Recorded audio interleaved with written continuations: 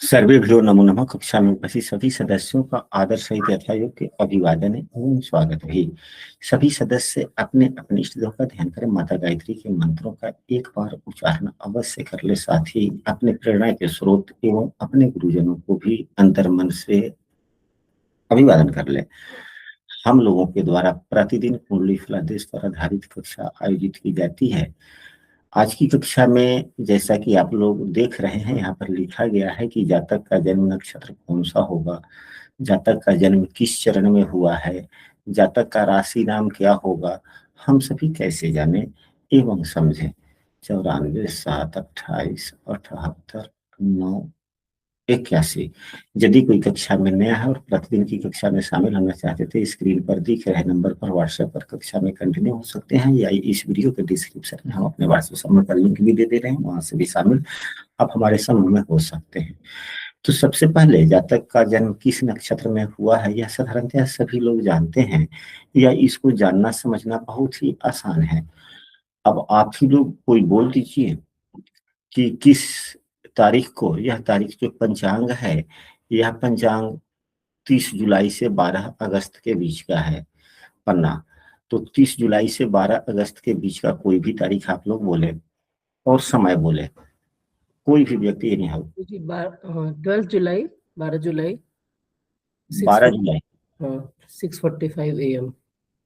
12 जुलाई की जून या जुलाई, आप जुलाई का ही बोल रहे हैं ना, जुलाई अगस्त का। हाँ, तो 30 जुलाई से 12 अगस्त के बीच का हमने कहा है। ठीक है सर, गुरु जी ले लीजिए आप। 5 अगस्त ले लीजिए। 5 अगस्त, चलिए। तो 5 अगस्त 5 6:45। तो 26, समय बोलिए। 6:45 6:45 AM या PM? AM। 6:45 AM। तो अब यहाँ पर जो हम लोगों को जो तारीख एवं समय मिला है, समय मिला है 5 अगस्त 6:45 सुबह में। अब यह देखेंगे कि 5 अगस्त जो यह है पन्ना, यह जो तारीख हुई, यह पंचांग का जो पन्ना है। सबसे पहले तो हम लोग पंचांग का पन्ना निकालेंगे कि 5 अगस्त कब है, किस पन्ने पर दर्ज है, उस पन्ने को निकालेंगे और 5 अगस्त के दिन सुबह में देखेंगे, यह AM यानी कि सुबह का समय हुआ। तो 5 अगस्त के दिन तिथि कौन सी है? सप्तमी तिथि है, बुधवार दिन है। सप्तमी तिथि है, बुधवार दिन है। और यह उस रोज रात्रि में अश्विनी नक्षत्र 7:13 तक है, जो एक रोज पूर्व से, यानी कि उससे पूर्व ही 5 अगस्त है, तो 4 अगस्त के शाम में 8:05 तक, यानी कि रात्रि में, सूर्यास्त के बाद के समय को रात्रि कहा जाता है। तो रात्रि में 8:05 से लेकर अश्विनी नक्षत्र शुरू हुआ, जो अगले दिन यानी कि 5 तारीख को रात्रि के यानी कि शाम के 7:13 तक यह अश्विनी नक्षत्र का भोग काल हुआ। अश्विनी नक्षत्र का भोग काल हुआ। तो चूंकि जातक का जन्म इस बुधवार के दिन 5 अगस्त को सुबह 6:45 पर हुआ है, तो अब तो यह अश्विनी नक्षत्र शाम तक है। स्पष्ट हो गया कि जातक का जन्म अश्विनी नक्षत्र में अश्विनी नक्षत्र में हुआ है। तो किसी भी दिन कभी भी हम लोग देख सकते हैं, अगर यही 4 अगस्त को भी, 4 अगस्त को यानी कि मंगलवार दिन में, अगर रात्रि में 8:05 के बाद में अगर जातक का जन्म हुआ होता, तो भी जातक का जन्म अश्विनी नक्षत्र में ही होता। जो नक्षत्र जिस समय भोग कर रहा होता है, जो नक्षत्र जिस समय भोग कर रहा होता है, जातक का जन्म नक्षत्र वही होता है। नियम यही है, इसमें कोई बड़ी बात नहीं है। हमें यह देखने आना चाहिए कि नक्षत्र यह कब तक है, यह नक्षत्र कब तक कब तक है। कब से शुरू हुआ है कब तक है। तो यह तो बच्चे का जातक का जन्म नक्षत्र कौन है यह पहचानना हम सबों को आसान है हो गया। अब दूसरा जो बातें आई कि वह नक्षत्र के किस चरण में है, नक्षत्र के किस चरण में है। तो हम सबों ने पूर्व की कक्षाओं में यह पढ़ लिया है, जान लिया है, समझ लिया है कि एक नक्षत्र के 4 चरण होते हैं। कितने चरण होते हैं? 4 चरण होते हैं। और एक नक्षत्र का अंशात्मक मान 13 डिग्री 20 मिनट होता है। 13 डिग्री 20 मिनट या 13 अंश 20 कला होता है। हालांकि यहाँ पर अंश कला की आवश्यकता नहीं है, लेकिन अगर बोल दे रहे हैं तो पुनरावृत्ति हो जाएगी।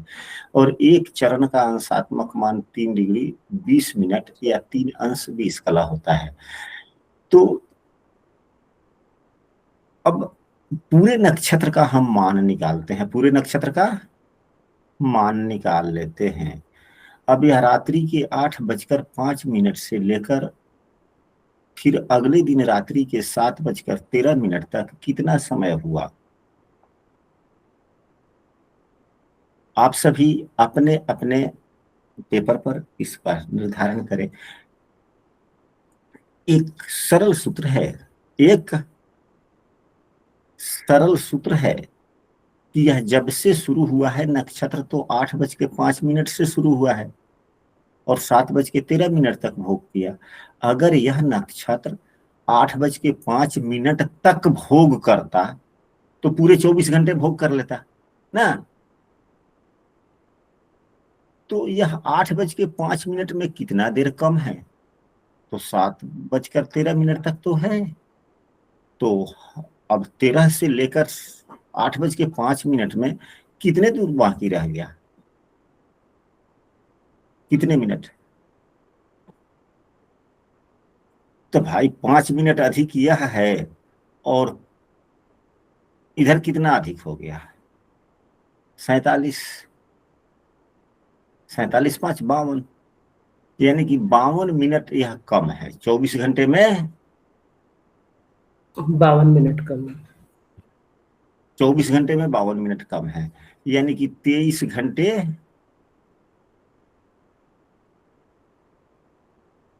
8 मिनट 23 घंटे 8 मिनट नक्षत्र की लंबाई हो गई। 23 घंटे 8 मिनट नक्षत्र की लंबाई हो गई। तो अब इसी नक्षत्र के लंबाई को 4 से भाग दे देंगे। कितना से भाग देंगे? 4 से। 4 से। तो चूंकि यह 23 घंटे 8 मिनट है, 52 मिनट कम है। अगर 52 मिनट पूरा होता यानी कि पूरे 24 घंटे होते तो 6 चौक 24, 6 घंटे का एक चरण हो जाता ना। अगर पूरे 24 घंटे होता तो 6 घंटे मान हो जाता एक चरण का। लेकिन यह कितने मिनट कम है? 8 मिनट। 23 52 घंटे मिनट 52 मिनट 52 मिनट कम है। तो 13 चौका 52, तो एक चरण में 13 मिनट और कम हो जाएंगे, यानी कि 6 घंटे में 13 मिनट कम हो जाएंगे। ऐसे राउंड फिगर में इस प्रकार कैलकुलेशन हम लोग कर लेते हैं। तो 6 घंटे में 13 मिनट कम, यानी कि 5 घंटे 47 मिनट 5 घंटे 47 मिनट का एक चरण हुआ। अब इसको दूसरे कायदे से भी अगर 23 घंटे 8 मिनट को 4 से आप लोग भाग देंगे तो क्या हो जाएगा? तो यह 4 से भाग देंगे तो 5 चौका 20, 5 घंटा तो निकल गया ना। फिर इसके बाद में जब 20 निकल गया तो बच गया 3 घंटा। तो फिर घंटे को मिनट में बदलेंगे तो 6×3 = 18, 180 मिनट हुआ। 8 मिनट उसमें जोड़ देंगे 188। अब 188 में 4 से भाग देंगे तो कितना हो जाएगा? 47 ही आएंगे गुरु जी। 47 ही आएंगे ना। 4 चौक 16, 4 7 28। हाँ तो ठीक है। तो 5 घंटे 47 मिनट एक चरण का मान हुआ। हम सबों को यह घंटा मिनट से भी निकाल सकते हैं, लेकिन आवश्यकता फिर आने वाले समय में मिलेगा कि घटी पल में भी निकालें, घटी पल में भी निकालना पड़ेगा। तब आगे आने वाली कक्षाओं में हम सबों को सहयोग मिलेगा, क्योंकि दशा साधन भी पुनः हम लोग सीखेंगे हल्का फुल्का कि दशा का निर्धारण कैसे होता है, क्योंकि बेसिक की कक्षा है, जब आवश्यकता अगर पड़ेगी तो उसको भी सीखने पड़ेंगे। तो जब गणित की बातें चल रही है तो गणित की, तो अब यहाँ पर देखा जाए, यहाँ पर रेवती की समाप्ति का मान घटीपल में दिया गया है 36 37। यह रेवती का समाप्ति का मान है, और एक सूर्योदय से लेकर दूसरे सूर्योदय तक की पूरे दूरी कितने घटी का होता है?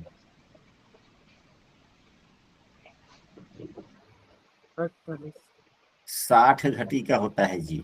कितने घटी का होता है? 60 घटी का होता है।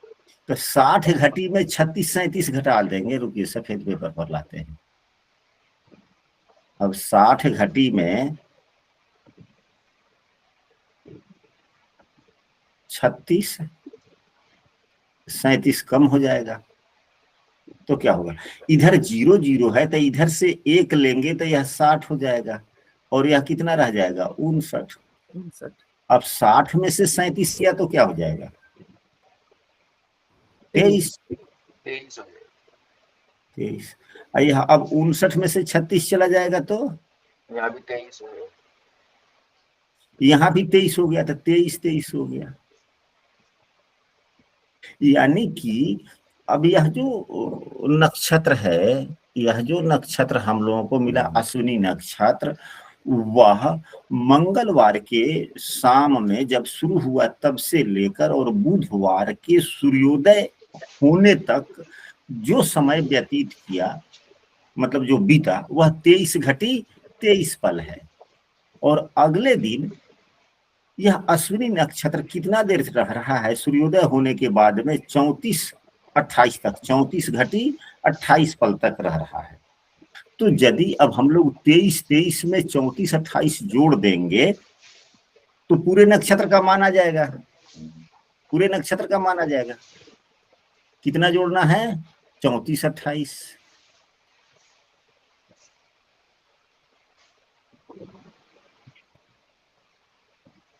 अब इसको जोड़ लेंगे दोनों को, तो क्या हो गया?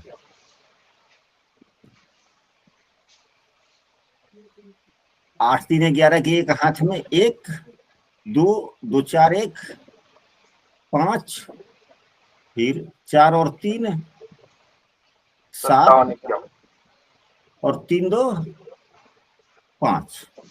यह कितना देर हो गया? 57 51 हुआ ना जी। तो इसी को कहते हैं पूरे नक्षत्र का मान। क्या कहते हैं? पूरे नक्षत्र का मान। पूरे नक्षत्र का मान इसे ही कहते हैं, और इसे कहते हैं भवभोग। क्या कहते हैं? भवभोग शब्द आप लोगों ने सुना होगा।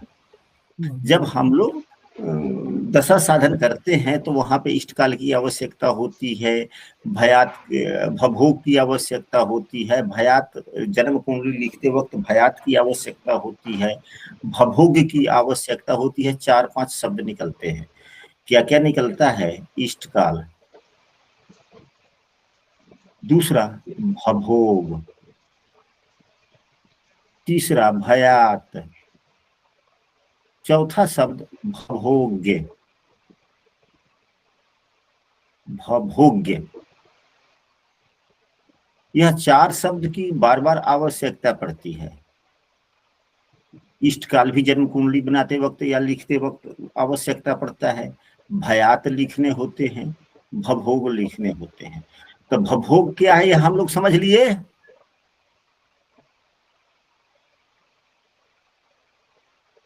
भवभोग समझ लिए नहीं समझे?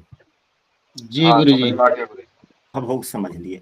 अब यही भवभोग नक्षत्र का पूरा मान हो गया। अब इसी में 4 से भाग दे देंगे तो नक्षत्र का एक चरण निकल जाएगा। नक्षत्र का एक चरण निकल जाएगा।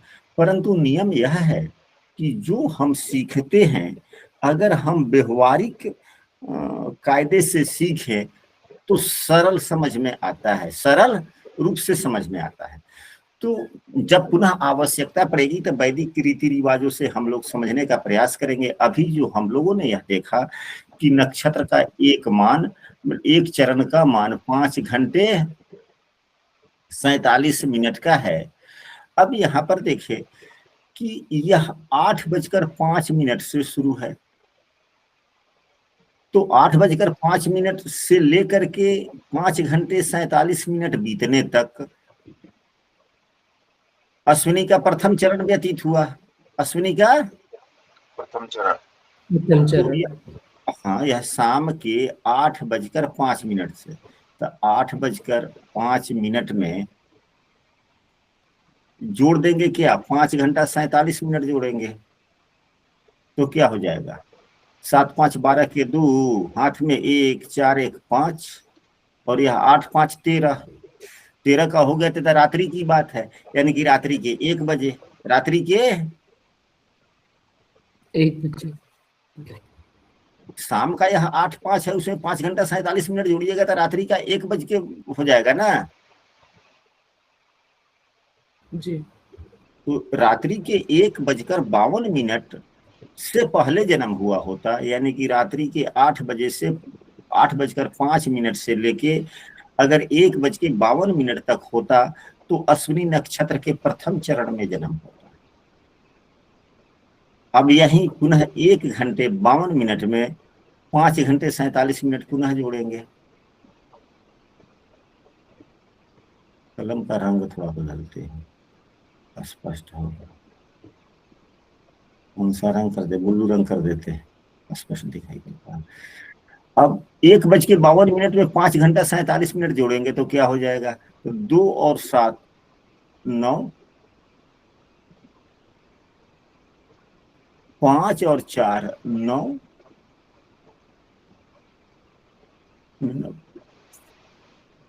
7 2 9, और 5 और 4 9, 99। और यह हो गया, क्या हो गया, 1 और 5 6, यह 6:99 हुआ। क्योंकि 60 मिनट का ही 1 घंटा होता है, तो इधर से 60 मिनट निकाल के इसमें कर लेंगे तो क्या हो जाएगा, 7 बज जाएगा, और 99 में से 60 चला जाएगा तो क्या हो जाएगा, 39। अब यह जातक का जन्म यदि 1:52 के बाद और 7:39 तक अगर हुआ है, इस बीच में हुआ है, तो जातक का जन्म अश्विनी नक्षत्र के चरण दूसरे चरण में हुआ। फिर अब इसी में अगर 5 घंटा 47 मिनट पुनः जोड़ देते हैं तो अब 9 7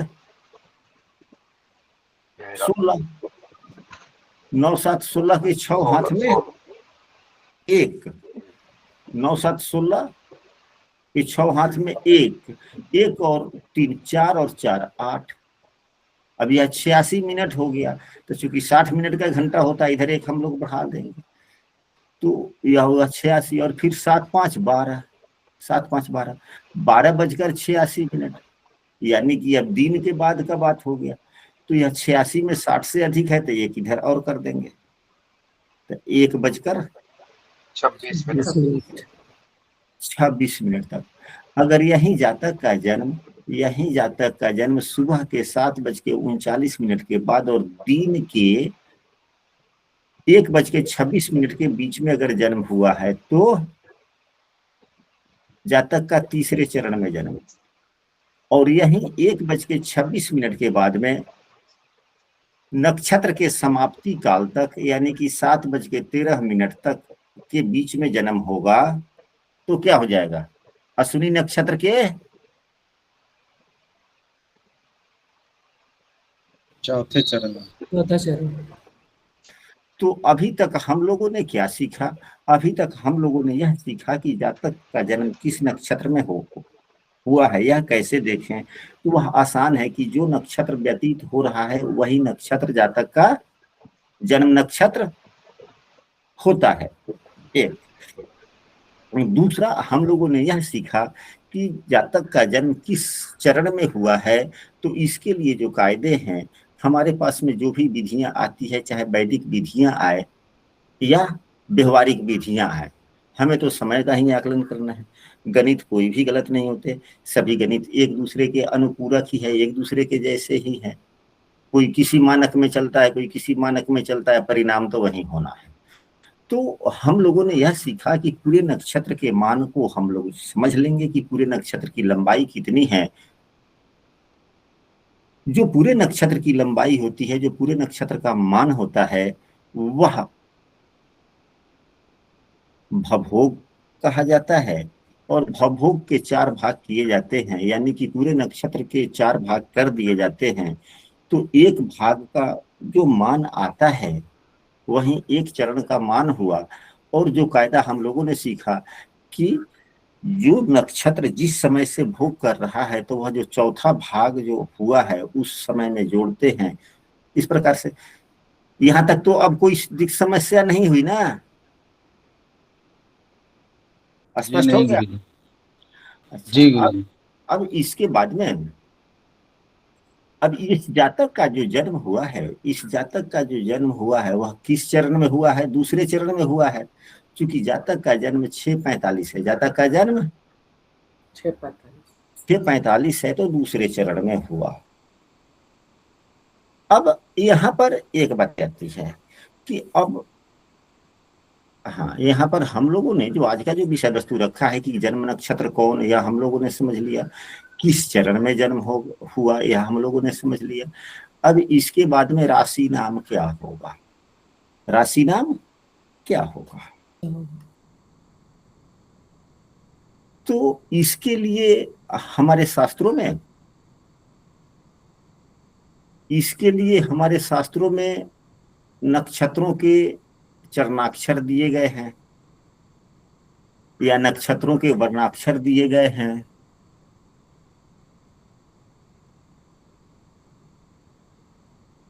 जिसे अवकहड़ा चक्र कहते हैं। क्या कहते हैं? अवकाहड़ा चक्र। अवकहड़ा चक्र, अवकहड़ा चक्र। यह थोड़ा सा पढ़ने में उटपटांग सा है, या थोड़ा पढ़ने में अवकाहड़ा जी, थोड़ा पढ़ने में उटपटांग सा है कि नहीं है? जी। तो यह अवकहड़ा चक्र ही नाम क्यों रखा गया है? यहाँ पे सभी विद्वानगण हैं, सभी एस्ट्रोलॉजर ही हैं। कोई नए हैं, कोई पुराने हैं। क्या कोई बतला सकता है? नहीं पता गुरु जी। नहीं।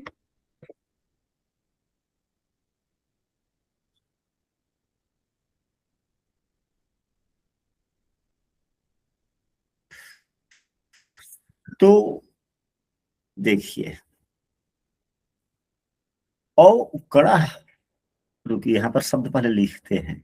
जी, अवकहड़ा ऐसे आसानी से हो हाँ, जाएगा। अवकहड़ा, जी अवकहड़ा, जी, आसानी से हो जाएगा। अवकहड़ा,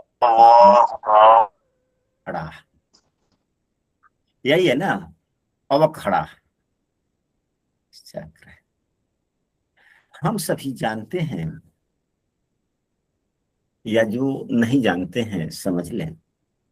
ग्रह, हम सभी कुंडली का फलादेश जो सीख रहे हैं, इस कुंडली के फलादेश में आगे आने वाली कक्षाओं में हम सभी सीखेंगे 9 ग्रहों के बारे में। जो यहाँ पर 2 ग्रह तो यहीं पे हैं, एक चंद्रमा है, दूसरा सूरज। तीसरे जो सभी वारों के मतलब कि जो सभी दिनों के नाम हैं, उस नाम के आधार पर ग्रहों के नाम पर ही दिनों का नाम है। और 7 तो ये हो गए, सूर्य, चंद्रमा, मंगल, बुध, गुरु, शुक्र, शनिदेव। बाद में 2 ग्रह और राहु एवं केतु देव, राहु एवं केतु देव। तो सभी ग्रहों में सूर्य को राजा का उपाधि दिया गया है। सूर्य को राजा की उपाधि दी गई है। चंद्रमा को रानी का, क्योंकि चंद्रमा भी राजा ही है। सूर्य एवं चंद्रमा ग्रहों के राजा हैं। सूर्य पुरुष ग्रह है इसलिए राजा कहा गया, चंद्रमा स्त्री ग्रह है इसलिए इन्हें रानी कहा गया। बुध देव को राजकुमार कहा गया, चूंकि चंद्रमा का पुत्र है वो, और अवस्था छोटा है। मंगल चूंकि ऊर्जावान ग्रह है, ताकत वाला ग्रह है, इसलिए उन्हें सेनापति कहा गया है। देवगुरु बृहस्पति ज्ञान के विशाल भंडार हैं, इसलिए उनको देवगुरु कहा गया है। मंत्री की उपाधि प्राप्त है उन्हें। शुक्रदेव भी ज्ञानवान हैं, इन्हें भी मंत्री का उपाधि प्राप्त की दी है। शनिदेव सेवक हैं, सेवक का ये इनका कर्तव्यों का काम है, दायित्वों का काम है, तो इन्हें सेवक कहा गया है शनिदेव को। राहु एवं केतु सेना है। तो सभी में प्रधान कौन हो गया? सूर्यदेव हुए सभी में प्रधान, सूर्य देव हो गए, क्योंकि राजा तो वही है ना। राजा की प्रधानता होती है या रानी की? राजा के। राजा की प्रधानता है। हम लोग आने वाले कक्षाओं में पढ़ेंगे कि दशाओं के साधन में भी यह एक श्लोक है कि कृतिका तु समारभ्य, कृतिका तु समर्पण। यानी कि कृतिका से शुरू करके।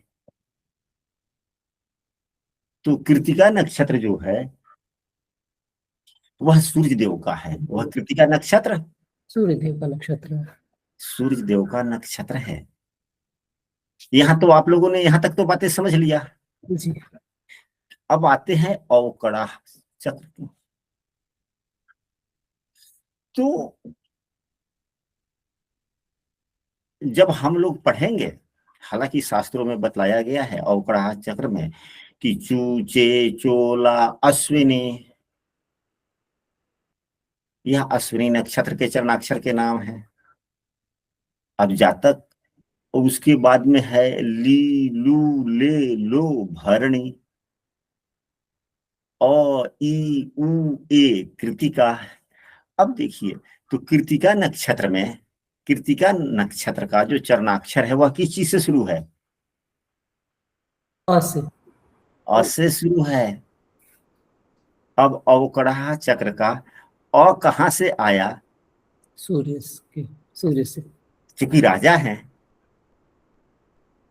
तो उनके नक्षत्र का पहला वर्ड आ गया।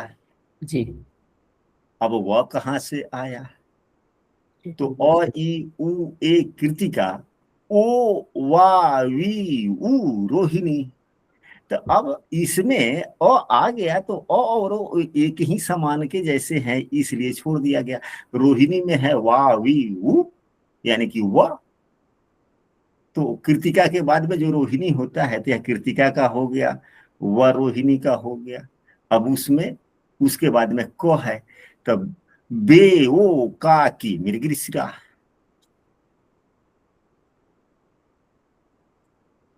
बे, ओ, का, की, मृगशिरा। मृगशिरा का है। तो अब अश्विनी का हो गया यह वह, भले नहीं, कृतिका का अ हो गया। उसके बाद में चंद्रमा का वह। रोहिणी हो गया। अच्छा, अब इसके बाद में वे, ओ, का, की, तो वह तो हो ही गया है। तो अब फिर वे वो का तो मात्रा आ ही गया। तो वे वो का की मृगशिरा, तो यह क मृगशिरा का हो गया। अब कब तो आ गया। अब आद्रा का तो कु, घ, अंग, छ। तो कु, घ, अंग, छ को छोड़ दिया गया। अब फिर पुनर्वसु का के को हा ही। अब पुनर्वसु में भी के को है और मृगशिरा में भी काकी है, तो क का तो समान हो गया, तो इसको छोड़ दिया गया। तो अब पुनर्वसु में के को हा ही जो है तो वही ह ले लिया गया। पुख में है हु, हे, होडा, तो फिर पुख का हर आ गया।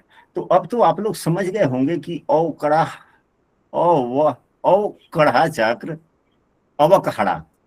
अवकहड़ा जो चक्र है इसका नाम अवकहड़ा ही क्यों रखा गया? जैसा हमने अपने गुरुजनों के मुख से सुना है, हम हूबहू आपको दे रहे हैं, इसमें मेरा कुछ योगदान नहीं है। महान तो हमारे गुरु जी थे, महान आत्मा थे, ईश्वर उनको लंबी आयु दे, आज भी वो जीवित हैं। और पुण्यात्मा आप लोग हैं कि उनके संपत्ति को मैं आप लोगों को दे रहा हूं। संपत्ति तो उनकी उनकी है ना, इसमें मैं कुछ हूं? जी जी मेरा तो कुछ योगदान नहीं है। मैंने कहीं से लिया, जिसको जरूरत है मैं दे दिया। बीच का तो मैं एक यूं समझिए कि वाहक के समान हूं। चलिए, तो अवग्रह चक्र हम लोगों ने समझ लिया। जी गुरु जी। तो इसके श्लोक हम सबों को याद रखने चाहिए। अधिकांशतः जातक शास्त्रों में इसके बारे में दिया गया है, अवग्रह चक्र के बारे में। चूचे चोला अश्विनी लीले लूले भरणी अयुगे कृतिका ओबा विदु रोहिणी वे वो काकी मृगश्रा कुघ अंगछ आद्रा के कोहाड़ी पुनर्वसु हु हे होडा पुखे डी डू डे डो अश्लेषा मामी मुंह में मग्घा मोटा टीटू पूर्व फाल्गुनी टेटो पापी उत्तरा फाल्गुनी पू स नठ हस्त पेपोरारी चित्रा रू रे रोता स्वाति ती तू ते तो विशाखा नानी नू ने अनुराधा नी या यू ज्येष्ठा ये यो भाभी मूल भू घा फाढ़ा पूर्वा साढ़ा भे भोजाजी उत्तरा साढ़ा जू जे जो हा अभिजीत। लेकिन इसकी उतनी मान्यता नहीं रहती। छा खू खे खो श्रवण गा गौ गु गे धनिष्ठा गो सा सी सु सतभिसा से सो दादी पूर्वा भाजपा दूथ ज इया उत्तरा भाद्रपद दे दो चाची रेवती दे दो चाची रेवती। तो यह सभी हम लोगों ने बचपना में याद किया था, और आज अब उतनी आवश्यकता नहीं पड़ती। सीधे नेट पर मोबाइल के सहारे देख लेते हैं हम। सर इसमें चौ होगा तो किसमें होगा? चौ अच्छा, मतलब चौ चौ से चंद्र अश्वनी नक्षत्र। चूचे रेवती में होगा या अश्विनी में होगा? नहीं ना, अभी जो हम लोगों ने पढ़ा है वह अश्विनी के दूसरे चरण में जन्म है। तो अश्विनी के दूसरे चरण में चूचे। नहीं सर, मैं ये कह रही हूँ अगर किसी का चौ से नाम रखा है तो वो कौन से, रेवती में होगा या अश्विनी में रखा जाएगा उसको? आप अश्विनी में या रेवती में थोड़े रखेंगे। अब यहाँ पर जो अश्विनी एवं रेवती वाली बात आ गई, हम आपको बता दें कि अश्विनी में है चूचे चोला। अभी एक मिनट रुकिए। अश्विनी में है चू चे चोला। अच्छा, इसके बाद में रेवती में कौन है? तो रेवती में है दे दो चाची। दे दो चाची। तो मेरा ये कहने का मतलब है ना सर कि अगर किसी का रेवती में जन्म है तो उसका चौ से नाम रखा जाएगा या फिर अश्विनी में होगा तब रखा जाएगा चौ से नाम? हाँ, वही तो अब बतला रहे हैं। तो रेवती के जैसे तीसरे चरण में जन्म होगा तो चौ संयुक्त आ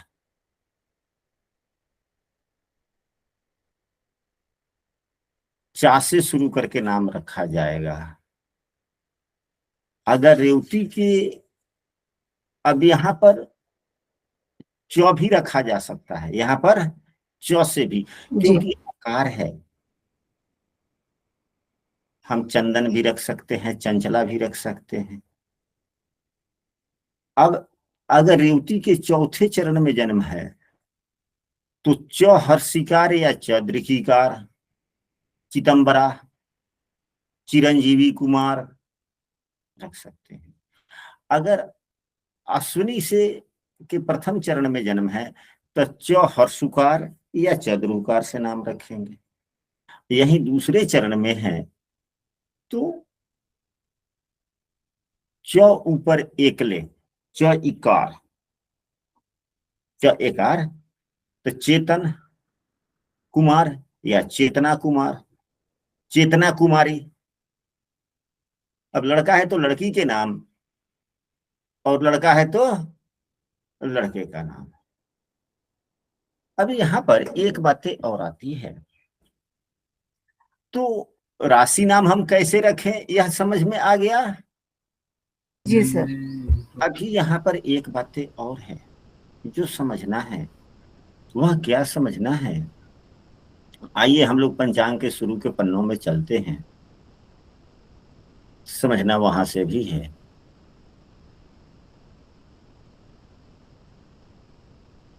यहां पर देखा जाए तो सभी पंचांगों में चरणाक्षर दिए गए रहते, जैसे कि अश्विनी नक्षत्र रहता चू चे चोला, भरणी ली लू ले लो, अ ई उ ए कृतिका, इस प्रकार से सभी चरणों के नाम है। और यदि मृगीशरा में जन्म है तीसरे चरण में तो का हो जाएगा, काव्या, कामेश्वर, इस प्रकार से। अब यहाँ पे सभी अक्षरों को पढ़ें।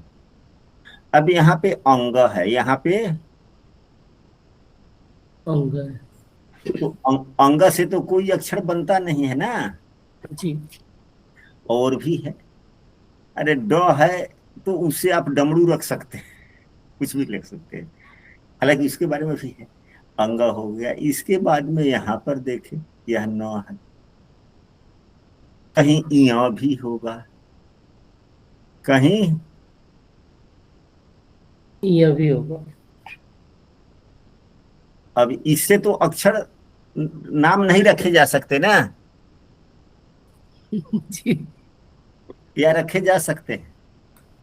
नहीं गुरुजी, कैसे उसको बनाए, मुश्किल होगा। फिर क्या होगा, तो इसके लिए भी हमारे जातक शास्त्रों में बतलाए गए हैं।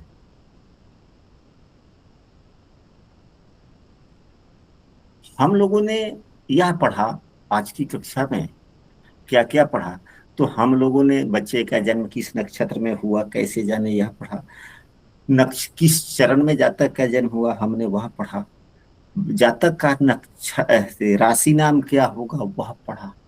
लेकिन फिर भी उसमें समस्याएं रह गई कि यदि नक्षत्रों के चरणाक्षर में अगर हम लोगों को इया मिल जाए फिर क्या रखें।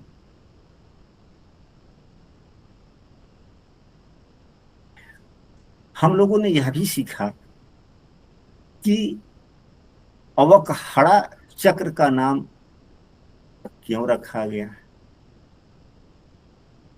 तो कृतिका नक्षत्र से जो सूर्य देव का जो दशाओं के लिए जो कृतिका नक्षत्र की प्रधानता दी गई है, सूर्य का ही है, कृतिका तो समारंभ ऐसे करके है, तो सूर्य के कारण हुआ, इसलिए अवकड़ा चक्र रखा गया, जो हम लोगों ने पूर्व में चर्चा किया।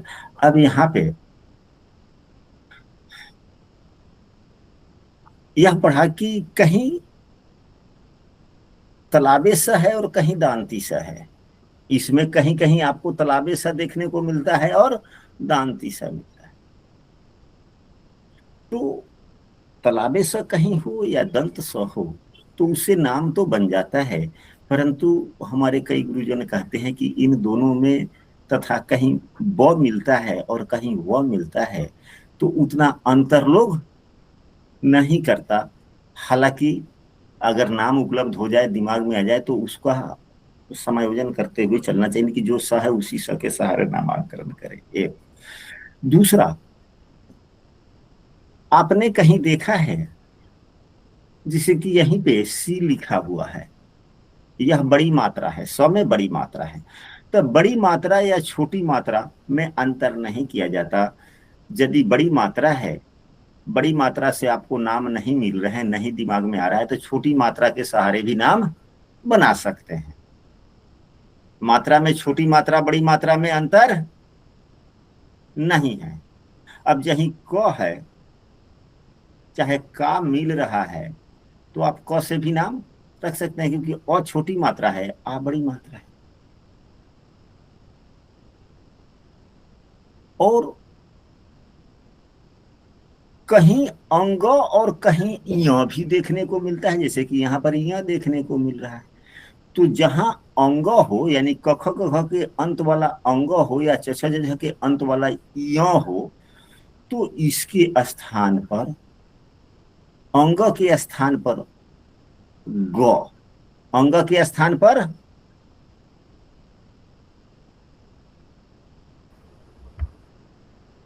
ग, और य के स्थान पर ज से, य के स्थान पर ज से, और कहीं कहीं न आया है, कहीं कहीं न भी आया है, तो न के स्थान पर ड, न के स्थान पर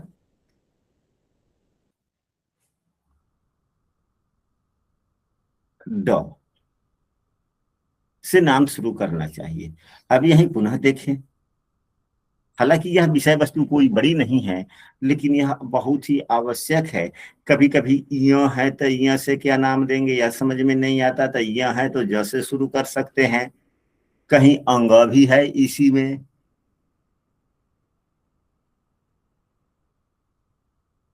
कहीं न भी है,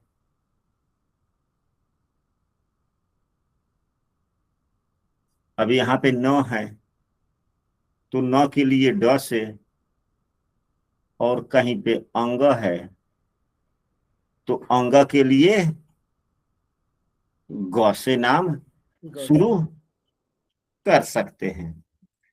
तो आज की कक्षा में हम लोगों ने अभी तक यह सीखा कि जातक का जन्म किस नक्षत्र में हुआ है, किस चरण में हुआ है, और ग्रह चक्र का नाम कैसे रखा गया, जातक का जन्म राशि क्या होगा, हम लोग नक्षत्रों का भवभोग कैसे निकालें, साथ ही यदि नक्षत्रों के चरणाक्षर में अंग आ जाए, य आ जाए या न आ जाए, तो हम लोग किस नाम से जातक का नाम रख सकते हैं, हम लोगों ने यह सीखा।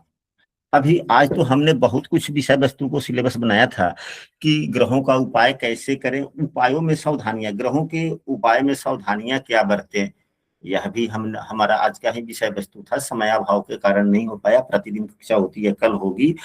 और उसके बाद में ग्रहों एवं राशियों के कुछ गुण धर्म पर अब चर्चा होगी। यानी कि यूं समझिए कि अब हम लोग कुंडली फलादेश की तरफ बढ़ रहे हैं। आने वाले कक्षाओं में यदि एक भी कक्षा आपसे छूटता है तो सिलसिलेवार आपका टूटता छूटता चला जाएगा, अधूरा हो जाएगा। इसलिए आज के बाद से कक्षा में नियमित रूप से आप सभी निश्चित रूप से भाग शामिल होने का प्रयास करें, ताकि सभी विषय वस्तु अच्छे ढंग से समझ में आता चला जाए। अभी हाँ, हमने लिखा था कि ग्रहों के उपाय में क्या सावधानियां बरते, तो वह कल की कक्षा में होगी।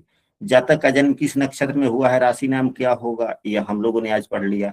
ग्रहों एवं राशियों के स्वभाव के बारे में चर्चा, तो कल की कक्षा में सबसे पहले हम लोग ग्रहों के उपाय में सावधानियां क्या हम लोगों को बरतना चाहिए, तो उस पर हम लोग चर्चा करेंगे। फिर उसके बाद में ग्रहों एवं राशियों के स्वभाव के बारे में चर्चा करेंगे। और कल से यूं समझिए कि कुंडली फलादेश के लिए कुंडली बनाना हम सबों को आ ही गया, हम लोगों ने सीख भी लिया। यदि किसी सदस्य को कुंडली बनाने नहीं आता तो समूह में लिख सकते हैं, वीडियो के कमेंट में लिख सकते हैं। तो आज की कक्षा हम यहीं पे समाप्त करते हैं। और यदि कक्षा आप लोगों को अच्छी लगती हो तो आप लोग अपने मित्रों को भी समूह में जोड़े। समूह का लिंक आज हम शेयर कर देंगे समूह में।